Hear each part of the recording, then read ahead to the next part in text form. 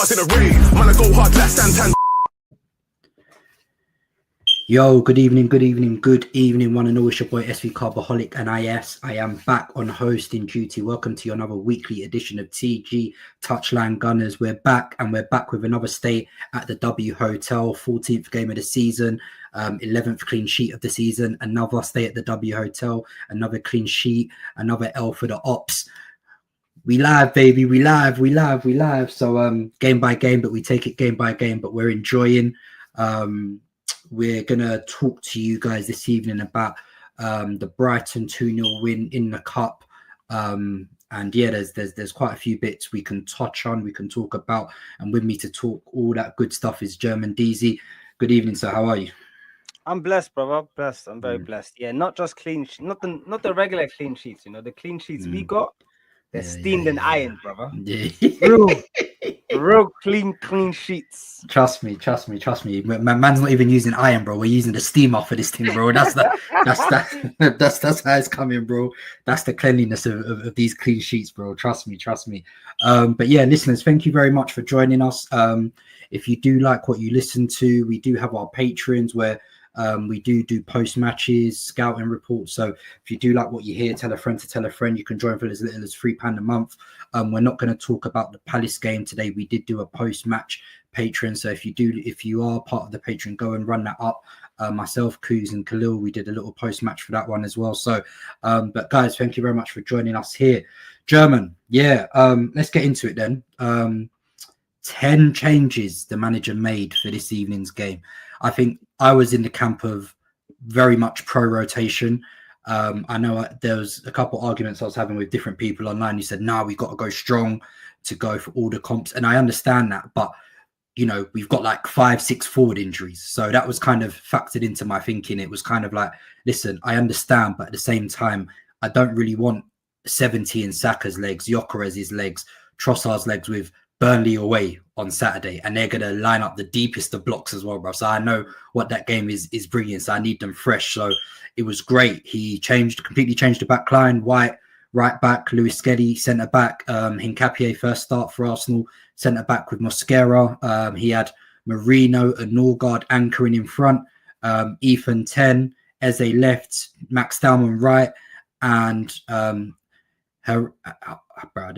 Anus up top, bro. I don't know you guys remember the name, but Young G up top. So it was wholesale changes. What were your initial thoughts when the lineup dropped? Yeah, I was saying this is what I needed to see. I needed to see, you know, weapons of mass rotation, bro. Like I, you know me, bro. I don't care about the EFL Cup. I've said this for many years, and many people have been arguing me about EFL Cup, FA Cup. I don't actually care about these competitions. They don't. I care about the competitions. They're going to change our rep. Like winning the FL Cup, it's not going to change our rep. FA Cup, not going to change our rep. We've seen that. We won like 4 FA Cups in 5 years. It didn't change our rep. I have seen Arsenal win the FA Cup like 9 times in my life, bro. I'm well fed from that competition, bro. I need the league and champs. Yes, exactly. So, like, don't get me wrong. Like, and I do resonate with what Anne said in a group chat. Like, you know, when we ain't got nothing to do anyway in midweek, let's just win these games as well. But it's not like I'm like, oh, yearning to like we need to win this game. Like I'm really not that fussed about the League Cup. So, and I think it's a good opportunity for the young G's to get minutes to play. You know, first half to get into it. Like first half, he went good, man. Like you could see that there was no cohesion. This is guys that haven't really played together at all. First time this whole team has played together, so yeah, it's to be expected, isn't it? Way off. The pressing was also incoherent. You know what I mean? So that was to be expected. Brighton had a couple of chances, didn't take them. Hold that, you pussies, man. Like we came back in that second half and gave him something quick, and that was it. Game done. But yeah, facts. I'm also in the camp of, you know, listen, I get it. Like, this isn't, funnily enough, this is a competition Arsenal actually haven't won that much. And we haven't actually won it since 93. So I get why some people are like, it would be nice to win it, just to win it.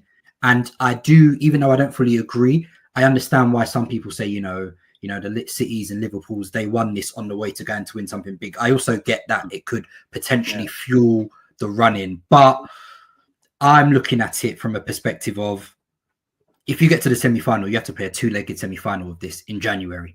bearing in mind, we now in the new Champions League format, you also have an additional 2 Champions League games in Jan. The FA Cup starts in Jan. So you could be playing, so that's an additional potentially 5-6 fixtures in Jan alone. So, you know, is the Champions League games only if you don't make it straight through, no? No. This is, remember, just the group stage of the Champions League is eight games. There's 8 games. So, you know, in the previous format, it was just 6. Yeah. So imagine the top 8 or something like that, you have to pay another 2 games. Exactly. Yeah. If you don't make it into the top 8, you've got to pay more. So that Jan could potentially already be stacked. That's why I'm like, all right, cool. If everyone's fit, it's something we can navigate. But, you know, when we have the injuries that we do at the moment, I think it's a bit precarious. That's why I was very much heavy on the mass rotation. Bearing in mind, we have 3 away games now coming up, you know, Burnley away, then Slavia Prague away in the Champions League, then Sunderland away. And both Burnley and Sunderland, funnily enough, for the newly promoted teams, they're actually going quite well in the Prem at the moment. So I'm anticipating those being quite challenging fixtures, very much so. You saw Sunderland won at Chelsea at the weekend as well. So, and they made a lot of signings. So anyway, I sort of digressed from what I was talking about with the League Cup. But yeah, first half wasn't good, very much for some of the reasons you've spoken about. It was a bit incoherent. There wasn't a lot of cohesion. And I think, like you said, when players don't play together often, that's to be expected. Some have come in cold. Some are not really fully fit. So, you know, you can allow all of that. And also, you've got to remember, Brighton are a good team. You know, that's like, I think Ant said, that's a top 10 Premier League side. You know, they're decent. You know, they've already taken points off Spurs. They beat a Man City already this season as well. So it's a team which you know, and I wasn't surprised that they went. I don't watch them every week, so I don't really know what their full strength team is. But I thought with no Europe, I would anticipate they might go quite strong. You know, it's an opportunity for them to potentially win something or get into Europe as well, right? So, and I think pretty much agree with you. They had maybe 2 good presentable opportunities at least in the first half, and they probably should have been a couple of goals up. But like you said, they held that, and we went in at halftime. I think the manager probably changed a couple bits, and we came out in the second half. We looked a lot more assured. I think the decision making was a lot more. Yeah, there was more patience. I think we said almost in the group, it's like, you know, these guys are playing like the babes have come to watch them. Bare dribbling, bare ball. I wouldn't be like the babes were there, brother. Trust me, they were playing like their girlfriends were there, boy. They're trying to get their highlight reels up. So yeah, and I think we can get onto a couple individual performances now after, but obviously we did take the lead. I think it was probably our first controlled good passage of play in the half. MLS, Marino with a nice back heel, and then MLS with a cut back to Ethan, who finished it really, really well. And then obviously after I think got to about 70 minutes, right? And then the manager started to ring changes to, like, you know, it's time to shut it down now, shut it down, cover it up. And then brought in some of the more senior guys, and then we put together another good move, and then Saka, and then Anus was through, keeper saved it, and Saka tucked in the rebound. 2-0, game done. So, you know, a nice light pack, as you've said, send them boys back to the south coast where it's cold and windy. Overall, the wind slapped them up. Yeah. Listen, I went to university in Brighton, bro. That place is cold in winter, bro. I'm telling you for free, bro. Bro, it's cold, and the seagulls just be shitting everywhere, bro. I'm telling you, I'm telling you. But yeah, good overall. Overall, good night's work. I think, like you said, factoring in, you can make 10 changes and still get a win against a good Premier League side. So I guess let's take a look at some individual performances. I want to start at the back. Hincapie, this was his first start for Arsenal. Obviously, as a Bundesliga avid watcher, you probably know more about him than most. You know, he played centre back today. I think the couple times he's come on previously, it's been at left back. So talk to me a bit about this guy, German. Like, what are his standout qualities? Because I think he looked quite assured. He's quite, you know, he seems to have that South American dog about him, very tenacious, very aggressive in the challenge. Talk to us about where you think he might play, and also what he does really well and what he did well tonight. Yeah, Hincapie, I think our recruitment is very surgical. Like when we were linked to him, I was like, oh wow, we actually linked to him. because he's a very good player and it's not the type of player that I would expect. Like coming into Arsenal, left centre back Gabriel's going to play. He's the best centre back in the world probably currently. At left back we have Calafiori, who's one of the best players in Italy. Italy's national team, and we have Luis Skelly, who's one of the brightest young players. So that space is we've got a lot of quality in that space. And Kivio obviously didn't play a lot. Kivio only played when man were injured.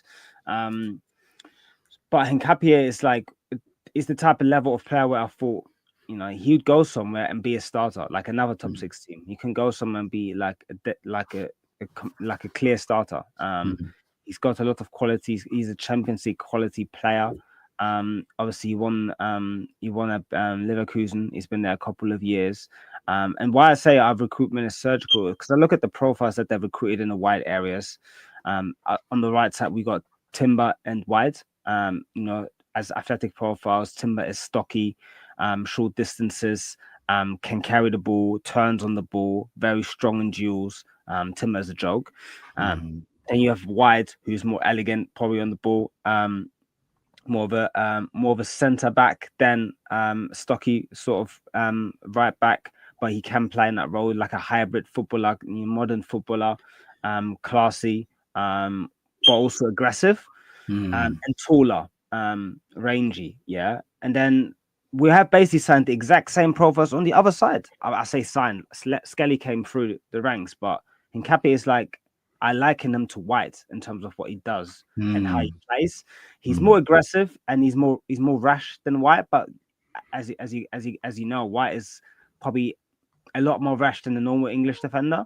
So White's probably got a bit of South American temperament to him as well. So, White is very aggressive in how he plays as well. Yeah, right? So, very aggressive. So I would say he has a bit of South American temperament to him. So. Like when I saw us sign him, I was like, we're literally signing clones. Like we're signing the same guys on the left and right. And yeah, I think we're signing them with high quality because I can't lie, I think this guy is really good. And as I already said, I'm surprised he was open to coming to a team where he knows he's not guaranteed to start, but he's obviously been promised that he will get minutes, and he will get minutes. We've got plenty of games to go and play, and I think his quality is what's going to make him get minutes. I think that's the only way you can force Arteta to play squad players if they're actually quality players. If you're not, you're going to end up like Kivio. So yeah, I think he was assured, he was calm. I think he still needs to get to grips a bit with the pace of the game in the Premier League because he will overcommit. But I'm not gonna lie, he's got quality, man. At Leverkusen, he was really good. So I think he'd be a value add for us long term. So yeah. Yeah, good stuff. I maybe should have. Let me group. And he can play left back too. He can score and assist from left back. That's where I'm thinking. I'd really do both. Like he's like White. He's a bit like White. Okay. No, yeah, good comparison. Let me group Ben White and Miles Lewis-Skelly together, the fullbacks together. Obviously, both of these have had to bide their time a lot more this season because Calafiori and Timber have really been playing at a very, very high level. What are your assertions? To be fair, I thought Lewis-Skelly was quite loose in his passing, especially in the first half. He was taking a few too many touches, getting caught on it. I thought White looked actually a lot sharper. I think Ben White, obviously you've spoken about Hincapie just then. Ben White, I can quite often tell when he's fit and when he's not fit. You talk about just the aggressiveness in how he moves, but he's also got a very good pass selection, Ben White, as well, when he's playing well. And I thought probably in our first half that stunk, he was probably the best performer as well. So quick touch on those two. Yeah, I think with Skelly, the thing with Skelly is, that boy got swagger. Yeah. That's one of the things that makes him like a great player. Like he just believes his source. Believes in his source. Hands behind him, but I'm gonna hold him quickly. Then that's his bag, bro. But then sometimes, you run into some big old dude who's hungry and ready. Yeah. There was a couple of times in the first half, Ruta slapped him. I said, "Try." And Skelly was like, "Damn, bro, you really want it?" Yeah. So I think like part of what makes him good is that he's like so composed and he's strong. And he's got the confidence in himself. He takes risks others wouldn't. I think Ant said he's a bit predictable sometimes. I think he's predictable, but he's hard to stop for most people. He can be predictable, but he'll still make you come close, and then he'll just spin you. He wants to spin, and you'll get away. Exactly. So, I think when he's too laissez-faire with it, he can get caught if the other guy is very aggressive, which Ruta was today. I think he grew in the game, to be honest. He got better as the half went on. I mean, and I think he started like that against Atletico as well. Like he started a bit like just relaxed, and then he started growing into the game, and we started seeing a Skelly that we saw last season. Not gonna lie, that guy is a super talent. I think it's a Hale End thing, you know. Some of them can be a bit, because Ethan's got it a bit as well. Even Eze was doing that. Them man can be lax, you know, because they all do the same thing where they like to attract attention, and then they have the ability just to turn on the ball and spin and just get away. I don't know if it's a Hale End thing, because I see Dalman do it, I see Ethan do it. Yeah, that seems to be like believing in your own source, but like inviting pressure, then invading it. But you got to know when to do it as well, right? So So okay, I thought same applies to Eze. I think that's how he played today as well. Yeah. Guy was doing a couple steps on the side. I was like, bro, where you going, man? I'm like, bro, I love you, but listen, sometimes you just need to be active and switched on, bro. Eze is too, bro. He's too laid back, fam. The thing is, these men are obviously on Instagram, and I know man are doing the steps because I know the slow mo is coming through soon. The slow mo content is coming. Like, bro, stop that, man. I lie, bro. Man, trying to do it for that drill edit that's coming out later on TikTok, bro. Don't worry, bro. You're gonna get some relax, man. Okay. Talking point.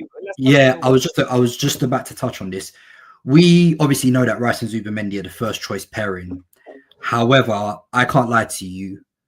For one-off games, cool, but I would be very scared if we had to rely on Norgaard and Marino for a stretch, right? That is because you watch it and I'm like, honest hard work, but the drop-off is big. Like it's big and it's visible. It's visible. So what are your thoughts around that and their performance individually and collectively tonight?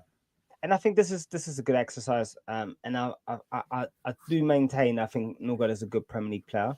But there are levels, you know, there are levels. And I think you see it not just at Arsenal, but with other clubs when they're signing players from the smaller teams who look good, but maybe are not the level. And you find that out when they come to the bigger teams. Like Kirkers, for me, doesn't look like the level. Like, and a lot of Liverpool fans are coming around to that as well. You know, if he steps up second half of the season, fair play, but it just doesn't look the level to me, right?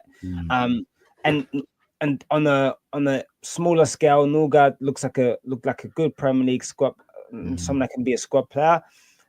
Coming into this game model, coming into the requirements that a system has, I think he doesn't quite look the level. He looks below the level, to be honest. And I, you know, given the age he's got, I don't expect that to change much. I think he can have better performances because he's made like rush decisions and stuff like that. He needs to be better in that, but I don't see a huge increase in upside. Right? Yeah, I don't see it. And quite frankly, like, you know, the level is like sometimes a bit too high from what we require. So he's just going to be a squaddy. He's not going to be a value add. He's just his value add is providing the depth that he played 90 minutes a day. Zubimendi had to play 0. That's the value he brings. That is the value add. Facts. Yeah. And to be honest, like looking at the squad in terms of like quality drop off, the biggest quality drop off is in the central positions at CDM. Obviously, we could like say Zubimendi's out, Rice can play the 6, then you know Eze can play the 8, and Ranieri can play there, Ødegaard can play there, Havertz can play there, Marino can play there. Those iterations also make a good enough midfield, but if both are out and it would be Norgaard and Marino, yes, then that's a huge drop-off. Yeah. But Skelly could be a solution there potentially. But yeah, let's hope they stay fit. He's one to watch. Well, it'd be interesting to see because Zubimendi is suspended for the next Champions League away game. So Slavia Prague next week, he won't be playing. So it'd be Rice and Marino. You think so? Yeah. I think so. Yeah. Try. Well, and God, it's Slavia Prague boy. Yeah. Anyway, so we'll wait and see. Oh, if it's Slavia Prague, away. we might play Norgaard. Well, we'll see. I think. Prague. Yeah. I think if it was at home, we might take more risk, but because it's away, he might want to be a bit more solid. He might try to rest a couple guys in that game. Yeah. Well, I think if we're going to do it, obviously not to the extent that we did tonight, but we might do it again because, like I said, I think for me, obviously I'm deviating off topic here. Burnley and Sunderland are 2 tough away games, sandwiched in between that, right? But because of what our ops are potentially having, there's a potential to extend the lead if we get those Premier League games right as well. So it's a wait and see. We'll see. It's an interesting time, obviously, to see what the manager will choose to do. It's important to manage people's minutes in this period. So 100%. Because after the Sunderland away game is then the international break again for November. And then we're hoping after that period, we will have Havertz, Noni and Erdegaard back, which makes a huge difference going into. I ain't been on the pod in a while. Boy, that boy Havertz, you better cook something. Man, I'm telling you. Normally, I'm back with a vengeance. I'm telling you, people thought I was down, and I ain't cop no please, by the way, brother. Normally, I'd be ready to fight. Normally, I'd be ready to fight you, but what that Winter Soldier up front is serving, my guy. Listen, I don't even have the energy, right? I ain't even got the energy to fight you right now. Havertz, come and save us, my guy. Come and save us. Oh boy. Yeah. Don't let me. I'm gonna run around that.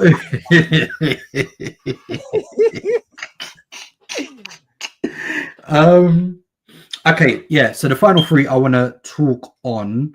Let's group them together as well. The 3 Hale End guys. So Harman, Anus, Max Dowman, and Ethan Waneri. Obviously, we were all excited when the lineup dropped, and seeing good Hale End talent kind of reminds us of how Wenger used to just play a lot of young talent in the League Cup as well. So I was excited to see it. Practically, though, it didn't work out maybe as well as we want. Oh, actually, no, maybe we should tackle them individually because I think someone like Ethan probably needs his own segment. Because I've been one of together and then we'll do Ethan separately because I've been calling for Ethan to play and I still think he can play with the seniors and I think he's had some good performances this season, although I think a valid criticism that you and quite a few people have said is that he definitely needs to develop a better passing package, maybe better pass appreciation, knowing when to do it, when to give it, because sometimes his first thought is always, can I dribble? But sometimes that's not always the best decision to make. It's a little one-touch layoff, is maybe a little carry and then, switching the play, switching it out wide. So I think that sort of pass appreciation, and obviously at 18, I'm not expecting it to be complete yet, but it's definitely something that if he wants to become a more relied upon member, he's going to need to show some more incisiveness in terms of what he does in that position. So, I'm not even talking about the off the ball work. I'm talking about what you're doing on it here as well. So I think for me, that's a real development area because we know what he does well. We know that he can dribble and we know that he can shoot. I think he had like 3-4 shots this game. He opened the scoring with a really, really good finish in the bottom corner. I think it was Leroy said like, it feels like Ethan shooting is a cheat code. It's like the equivalent of like a Gabriel header boy because whenever Ethan shoots, you feel like he can score, which is in itself a fantastic quality. So we know that he can do that well in and around the box, but I think the developmental area is definitely around the incision when it comes to the passing. So what were your thoughts? Because I think it did probably take him a while to grow into this game as well, but he looked better the more the game went on. Yeah, so on Ethan, first of all, I think he's an exceptional talent. Yeah, I think he's an exceptional talent. I am not like, I don't have the same sentiment as the rest of, but a lot of the fan base. I said a lot of fan base. TouchlineGunners in the group chat. One half is like, Ethan needs to play. The other half is like, bro, he don't need to play. Like, relax. And I'm in the half where I don't think he needs to play. Relax. Guy's 18. Relax. Like, he's just signed a long-term deal with Arsenal. I think his future will be at Arsenal. And he's going to become an important player for us. The reason why I say is relax is because one, you want to protect the player, but you also want to develop the player. Yeah. So with Ethan, for example, I think it's baby steps. Like, I'm not gonna lie, it seems like he's not interested in being a right winger or a forward because I think he already, which is peak, because I think he had it as a right forward. I think like the game as a right forward, it was there for him. Like he already copied the Saka cross to the back sig. He had that shit on lock. He had the shooting on lock. He had the step and cross with the right. He had the package to basically do what he needs to do at the right winger there. And I think it was just decision making and movement. That was the two development areas for him. Because he is so peak, he already had that. But it seems like he wants to be an 8, a 10. He wants to be a central player. And obviously the quality he has in short bursts at dribbling opens up the game. And he can score plenty also from the middle. So I don't think it's wrong that he wants to play in that position, but that position requires more out of possession discipline, more out of possession work. And I think to begin with, the fitness was definitely an issue. I think it was visible. People were calling for Ethan playing in the middle last season. I was like, bro, you could see when he playing at right wing that after 30 minutes he was blowing.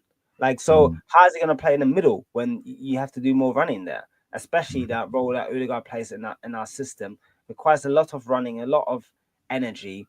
So I actually get why they didn't use him last year in that position, because you're just hanging someone out to dry doing that, a young player. So going into this season then, so the fitness I think has improved. I think he's stronger. He's more fit. He's obviously still not as fit as Odegaard, but he's a lot more fit than last season, in my opinion. His endurance has improved. The other part is now, decision making. Like, I think Ethan is a player that likes taking risks, which when you're on the wing, that's cool. Like, and he was doing he's having performances where he's completing 6 dribbles out of 6 dribbles and getting the ball into the box. That's calm for him. But in midfield, if you complete a dribble, there's another guy right next to you. There might be another guy right next to the other guy. Like, the space is a lot more congested, especially when you play the teams that we are playing. So I feel like he's doing the dribble, then haven't really thought about the second thing to do after that. And it's not the decision is not as obvious as on the wing. Like, if you go past the man on the wing, get the ball into the box or shoot. Like, it's a lot more obvious. Whereas in midfield, it requires a bit more intricacy. So, and I think he hasn't quite added that to his game yet at the men's level, to be honest. And the passing, sometimes he delays it, sometimes he does it fast. So there's inconsistencies, which I think is completely normal, because he's a young player just finding his feet in a position. I think what was exceptional was that his bag was ready at right wing, but he wanted to go to somewhere where I think it requires more work. So I commend him for that, and I think he can develop there, but it doesn't mean he needs to play. Like, I think a showing like tonight showed that he not necessarily is quite there yet to be the starter.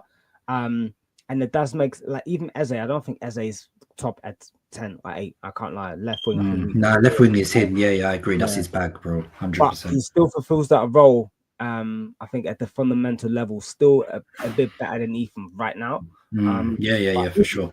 But this stuff can happen quickly, by the way. Yeah, it can change. It can change very quickly. Like, boom, he's there. But right now, I get why they're hesitant on using them there. Yeah, it's fair. It's fair. Yeah, so. Yeah, that's fair, man. I can't disagree with that. Okay, before we go on to some listeners' questions, let's quickly just group Harman, Anus, and Max Dowman together. I thought Max had some promising dribbles. Maybe, again, he is someone who definitely plays like his girls there. But greedy. But I'm not going to lie to you. That boy's talented. Showing at the cookout, taking all the plays, bro. Hella jollof, hella chicken on the plate. Max is taking all the food at the cookout, boy. Let me eat too, brother. I'm hungry. But the thing is, and you can tell with him, it's not much to get it right, because that kid's talent level is flipping insane. And you could see it. Even Decipher at left back was like, I'm like, bro, he was like, I don't want to get too close, this kid might violate me, bro. But yeah, I thought the decision making at times was a bit off. But I thought he showed some good stuff. I thought, potentially he could have won a pen early in the second half. His dribbling, one thing I love about him, that change of direction is so swift, bro. When he drops that shoulder, I'm like, Chai! The thing is, because you know what's happening as well, bro. But for a 15-year-old to move at that swiftness as well, bro. And you know what? Against international players. Well, the peak thing as well, is that for a 15-year-old, he's already basically 6 foot. So this guy is growing. Pause, bro. I don't know what size that guy's gonna. You gotta be a big boy, fam. So yeah, but Gareth Bale type. yeah. But like physically, he does he looks. like in the face. He looks like a young boy, but physically he looks like an athlete, man. Yeah. Nice, and he's fast, bro. What the very fuck are they fast. giving them as some of reality? Yeah, bro. I don't know what they're giving them youths, bro. Because 50, bro, the brother still doesn't turn 16 till December. I said, Jesus. So it's 16, you know. Fam. So apparently he's signing his scholarship deal when he turns 16, and then next year he signs a professional deal. So Arsenal have already got that thing locked for him, bro, because they're saying everyone in Europe. Man United, you know. Bro, come on, please. I saw. They said that Real Madrid asked about him. Man United asked, brother, he's not going anywhere, man. Stay calm, bro. Stay calm. I say in 2 years he might be there's a good chance he might be a starter for Arsenal. But at the moment he's still got some green shoots, which is to be expected as a 15-year-old. So for him to develop, and then a Noose, probably we can tell he's probably not at, well, with all due respect, he's nowhere near that level. 17, but physically still has a long way to go. He was unlucky but I thought he was all right. He showed some decent touches in the second half, and he could have got the goal. Told you. Touch looking cleaner than Gyökeres. It is cleaner, bro. It is cleaner for sure, bro. I ain't even gonna hold you, bro. It's a lot cleaner, bro. So yeah. So, but yeah, I mean, good for him to get exposure. Good for him to get and he's lasted. What he was on the field for like nearly 80 minutes. So he was came off now. Bro. He's like shit. Then I run me like this in the under 21s, bro. Like, this is what you want. You're like, bro. Let me go back to the youth league. Bro, he's gonna go back to youth league. He's gonna feel like a piece of cake, bro. What? That's the good thing about it, because you'll go there. You're like, nah, this is light. This is easy, bro. Compared to what man was, because them Brighton centre backs, bro. I know when Van Hecker, bro. But I said, yeah. You, man, relax. So, but yeah, good for him, man. Good for him, and a good run out for him. So it'll be interesting to see. And obviously, that was 10 changes. Probably going to see similar to 10 changes again for the Burnley game away at the weekend. Maybe we might do a preview of when is the game? Is it Sunday or Saturday? I don't know. I think it's Saturday. I might be wrong though. I think it's Saturday. Is it Saturday? Yeah, Saturday, 3 p.m. So I don't mind though, bro. I feel like we've had enough all eyes on me slots for a bit, bro. Let's just go low key in it, bro. Let low key 3 p.m. Get my 2-0 dub. Go about my business. So 5, 6, 7, yeah, 1, 2, 3, 4, 5. Yeah, so 3 p.m. on Saturday, man. So let's see what happens there. All right, let's go into some listeners' questions, because we got quite a few to round up. Stina, Black Stenius, thank God there's no Adeyemi question, bro. But he says, I had the nails up. Here we go with some Adeyemi shit. Yeah. He said, not a question, just need you lot to dunk on the cop end lot, especially Ellis. I'm like, listen, bro, we're not gonna do it yet, man. Game by game, we're storing the bookmarks. Believe me, because if we win, well, you're gonna see the hardest coordinated dunking session you've ever seen. So let's not jump the gun yet, brother. Let's just game by game. Let's continue to rack off the wins, rack up the clean sheets, and we'll have something to celebrate when the time is right. Because look, some of these men are jumping the gun early, bro. Even Yonko Abs. I know we're winning both, but would you rather champs or Premier League, brother? Calm down, bro. Gosh. Calm down. I'm not gonna change my approach, bro. Game by game, man. Game by game. Battle by battle, bro. War by war. We need to win one war. Let's go into the next one before we're thinking about the war. Like, do you know what I mean? 5 months down the line. Who we got in 2 days? Who we got in 3 days? That's the next battle. We got to win, bro. All that other stuff is just noise.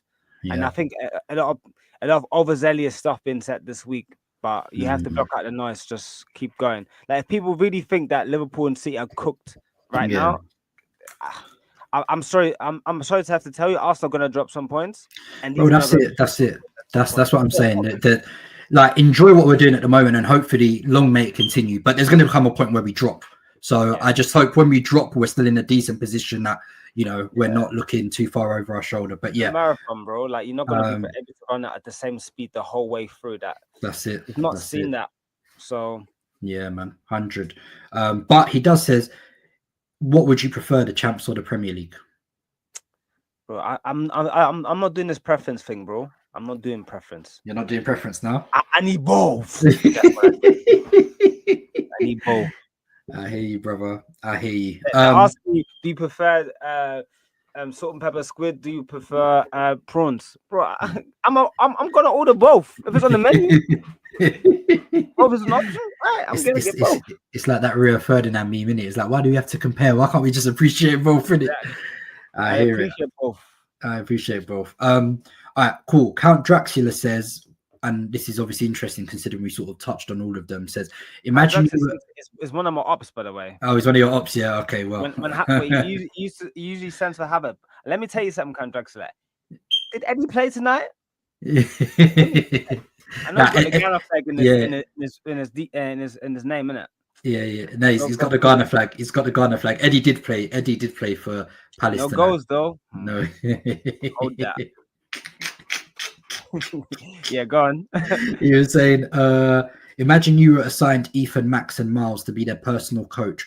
What would you work with them on in hopes of securing a more prominent role next season? I think you've already spoken a lot about Ethan. We've spoken about, the incision, what he needs to do more in the 8. But I guess for Max and Miles, what would you say? You do Max, I do Miles. Okay. Max, I think there's not, bro, the talent is there. I think it's more about learning when to, because what's quite evident is that his talent can obviously already translate to senior level. It's more about picking his moments. I think he can be a bit of a ball hog, so he needs to know when to release it. And sometimes the dribbling is always not going to work. So what are the other solutions that we have in our bag to be able to unlock some combinations? Maybe what's our final ball looking like? So I think I'd like to see a few more facets to his game like that. Do you understand what I mean? Because I think that's what stands Lamine Yamal out, because that brother can do everything, like everything. So, so what, in fact, that's it. What can make you unguardable? Because I know the dribbling is peak, but what else can we make peak? That would kind of be my challenge to him as well. So, like, if I was his coach, I'd be like, all right, today you can't dribble. What are you showing me? Do you get? So yeah. Yeah. What about you for Miles? For Miles, interesting. It depends on left back or centre mid. I think long term centre mid, we haven't seen it too much, but so I have to base it on what I'm seeing at left back. I think, I'm not gonna lie, I think he's already at a very high level when he plays consistently. I think, I'm not saying his mentality needs to change, but his intensity. Like, I do think he's too lax sometimes. Yeah, 100. And whilst he can be like that, like as a forward player, you can be a bit more like that. As a defender, you can't. Like, because if you're losing the ball in certain areas, and if you're a bit lax, you have to be Saliba type good. So I don't think he's like a Saliba type good left back. Like, he's very high, like, but Saliba is like a generational talent, I think. So I think he just needs to be more with it from the get go and try to influence games from the very beginning. I feel like he grows into games a lot. Like, Calafrio doesn't grow into games, bro. Calafrio starting the game on job. Yeah. I'm coming out of the womb hooping, bro. Like, I need to stay from MLS. Yeah. I think he can do it. It's just it's a mindset, it's an approach thing.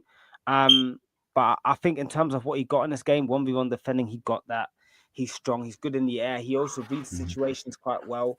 I think sometimes, bro, don't always put the cheeks up in the air and try to invite the pressure. Like, oh my God, what are you doing? What are you saying, man? Oh my God. Yeah, bro. This is why we got to end it.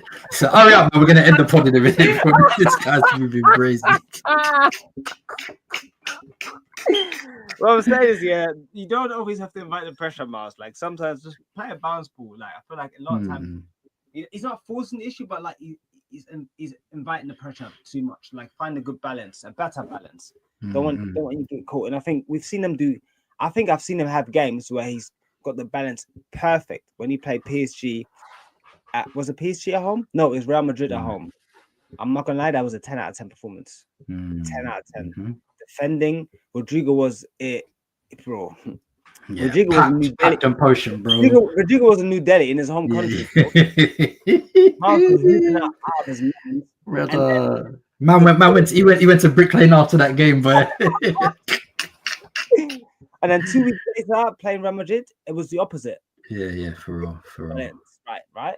And then it wasn't a good performance. So finding that performance consistency and the balance, because the ingredients are there for Miles. I can't lie. For Miles, the ingredients are a lot closer than Ethan and Max.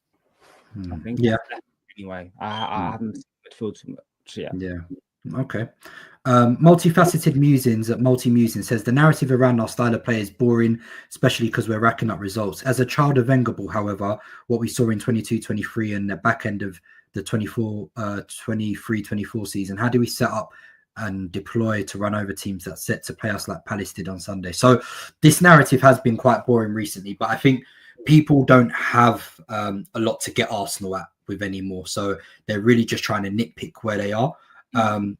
Now, that's not to say that there aren't things that we can certainly do better. I think the fact of the matter is we have scored 5 goals from open play and 11 have been from set pieces. So that is a factor that it needs to improve 100%. I don't think we can sit here and say we should continue at that pace all season. That's not to say we shouldn't continue scoring set pieces, but I think we also need to bring the level of what we're doing in open play up. Now, that I think naturally will come when Norgaard returns, Havertz returns, maybe some of these guys, the relationships build and stuff as well. So, a lot of people are saying, oh yeah, their set pieces will dry up, but Arsenal's overall level will also improve, in my opinion, as the season goes on, and it should do. It needs to as well. So, it's just dropped. We're playing Crystal Palace at home in the quarterfinals.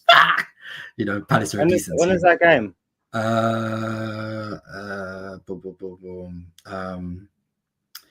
It's not been released yet, but I think it will be sometime in November. Okay. Or early December, potentially. So, and we played Crystal Palace last year at home, actually, if I remember correctly, in the Cup. And we did beat them. Yeah, Jesus bagged. Yeah, Jesus. Yeah. Game, didn't he? Yeah. So, he scored a hat-trick. Hat-trick, came off the bench, scored a hat-trick. Yeah, that one goal he scored was crazy, though. Yeah. So, anyway, I sort of digressed. But yeah, in terms of I do agree that stuff from our open play will improve. I think when we see Norgaard and Eze together for a stretch, I think that's when we'll really start to hoop and cook. But what would you say to that? I'm relatively relaxed. You know me. I believe in the team. When people were crashing that game week 2, I was like, just wait and see. Like the team is loading. We will be there. I didn't anticipate us to be ahead now, to be honest. I was thinking like game week 15 or something like that was when the tide is turning. Liverpool had a bit of a lead on us. They had I think a more favourable start than us. But yeah, the team is not firing on all cylinders yet. Absolutely not. The attack hasn't really clicked yet. But I think we're performing at an acceptable level with our in open play creation. And obviously set pieces is off the charts. Defensively, we're off the charts. And for now, this is ticking us over. But yeah, I agree. It needs to improve, but it's heading in the right direction. And realistically, we haven't played the best Arsenal team yet. The best Arsenal team has not started together yet. We haven't had Ødegaard, starting games, playing through full game. We haven't had Saka, Ødegaard, Eze on the same pitch at the same time playing for more than 10 minutes. I think Newcastle's the only time we had that, and we were cooking Newcastle, and playing through the middle, playing out wide. They couldn't contain our sort of our threat. And I also feel like, if Gyökeres doesn't improve, for me, Gyökeres is value add, and I still think that can improve. By the way, I think Gyökeres' value add is his goal scoring. If he scores a lot of goals, I don't care about his overall game. I can forget that, but it has to be at a level that makes me forget it. 15 goals in league is not going to make me forget it. 20 goals in league, I'm still going to be like, if 25, bro, I'll rate Charles the whole approach get play that you got. If you bet 25, that, or if you get into that type of rate, then I'll allow you. But right now, it doesn't look like you're doing that. And if you don't, then both the guys that are injured are better players for this team than you, because I think both Havertz and Jesus can improve this team coming into this team, and they add a lot threat, a diverse threat. I think things like, yes, people credit Gyökeres for the runs he makes them behind, and I do think it stretches or occupies defenders. But Havertz can run them behind as well. He just doesn't do it at the same frequency, but he can do that. He can play, dropping in, can play. He can meet crosses. I don't think I've seen Gyökeres meet a cross yet. I mean, that's bad. He's not following up on seconds. Havertz is getting seconds, and Jesus is similar. And it is disappointing because I think I remember, what was it, the Bilbao game in pre-season where he did meet a header and it was a powerful header, and I thought, okay, it looks like you can. Shit. I was like, okay, but I've just not seen that. He doesn't attack the cross, and because of our game model, we do create a lot from crosses, so you do need to be threatening in there and get there first. And look at City. Look how many crosses Haaland meets. City have thrown the ball in the box. It's not even a good cross, and Haaland is meeting it. I mean, I'm not comparing it. He doesn't have to be Haaland. Haaland is a freak, but there is a skill of meeting crosses, being able to get chances off of crosses, being able to connect with them in the box. People saying people need to create for him. His movement needs to be better. His anticipation needs to be better. And this ain't Portugal, my guy. You ain't gonna be able to be running into big open spaces every week, bro. So you're gonna need to look to get your game off some other way, bro. And stop tussling. Anyway, I think he can improve. I can't lie. If he can improve, cool. If not, we still have options that still make the team better. I think. Put it this way: we're not Gyökeres.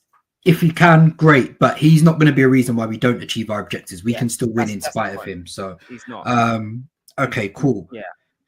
And Mr. Lex says, if we get everyone fit after the international break, what do you think is the limit for this squad?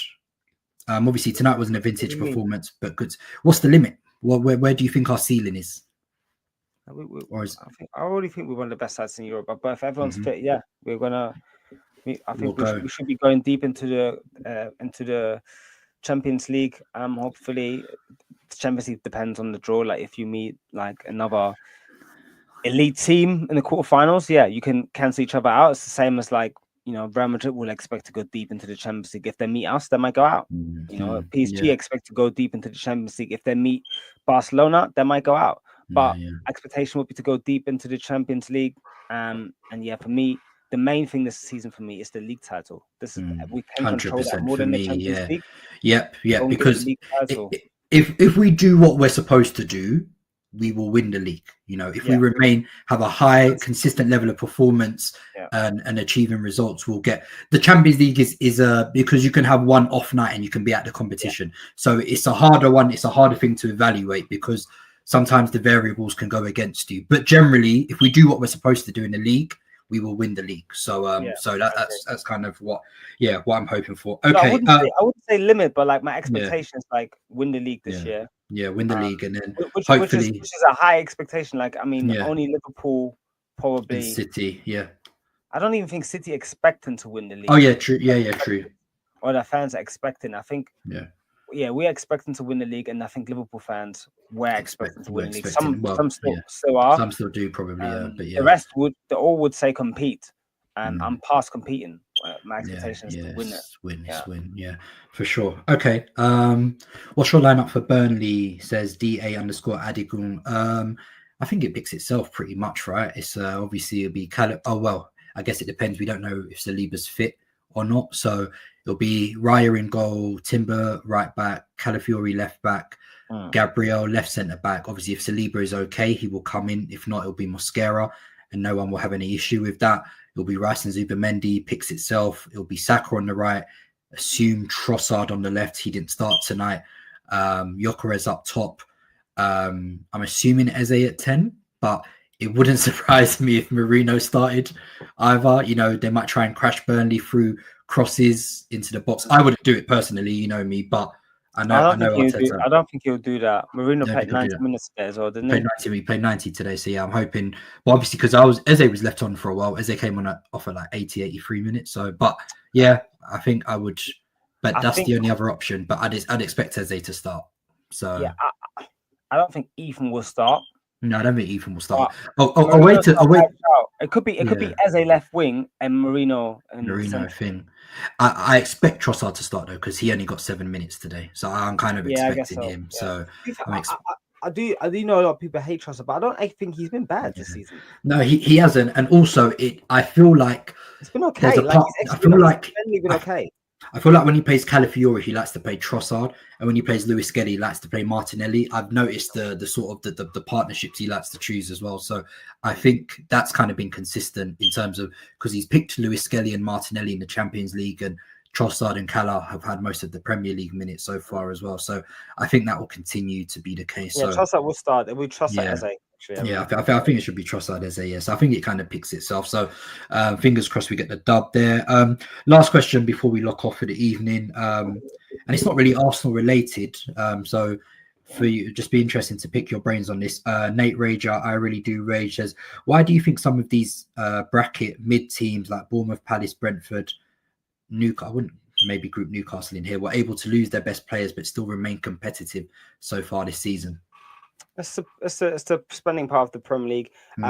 Everyone has advanced scouting, and the difficulty for the big teams is like a guy like Hincapie. Like people are like, oh, how have the big teams not picked him up? The big teams know about him, knew about him, but they're like, are we going to take on the risk of this guy? Also, Bournemouth have a multi-club model, so they bought him from Lorient, who they're affiliated with.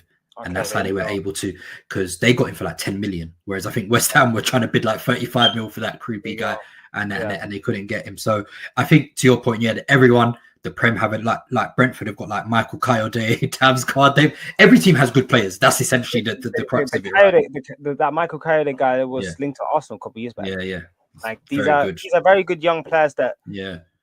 And the teams like Brentford and Brighton and Bournemouth operate smartly. Yeah, very smart. Their recruitment is smart. Their recruitment is, modern. I was reading. West Ham is the opposite, which is why they're going to go down. That's why they get relegated. Because I was reading about Tony Bloom. He has a lot of, like, one of his data analytics companies. He's taken it and used it. He's like invested in Hearts, and now Hearts are top of the SPL. And no team has won. I used to work in this field, so he's a professional gambler. Yeah. Okay. So he has a company that basically does odds compiling. Okay. Understanding the outcome of football games based off data. So I'm not going to go into detail because I'm not trying to bore people, but it's very like advanced in terms of like what the players do on the pitch, what the results are, and having models that basically predict football matches. So that's how I think he's basically made like loads of money, via those type of companies, that data approach, and he's used that data approach to then model it into recruitment advice. So that's how some of the companies are operating in this field. So he has got like, I'm not saying bulletproof, but he's got like a very distinct data model that company has that he's very much across, and that his recruitment team is taken on board and that are working with closely, and that's how they're identifying guys that you might have not heard of, but they, in their data, they, from what they've watched and what the games that they're collating, they're standout qualities. Like I remember when I used to work as like a football analyst, and we used to watch like Serie A and Serie B games, bro, and finding out who the best talents are there. So like when before Barella was even a big name, he was in the model that we were working on. He was like literally off the charts. So it's no surprise that he went like it's basically world class. So yeah, they're doing the same thing. They're just able to predict who are the next top players, basically via those data models. Nice. Okay, great. Good stuff. I think we'll leave it there for the evening then. German, thank you for joining me. Listeners, thank you very much for joining me. Another stay at the W Hotel for the Arsenal. Hopefully that'll be the case again at the weekend. Away to Burnley, tough game, but fingers crossed we get the 3 points and we'll be celebrating another clean sheet and another W. German, thank you very much for joining me. Listeners, thank you very much for joining me. We'll be back with a post-match after Burnley on Saturday afternoon. Peace. Yo, when I spit bars in the rain, man, I go hard like Santan.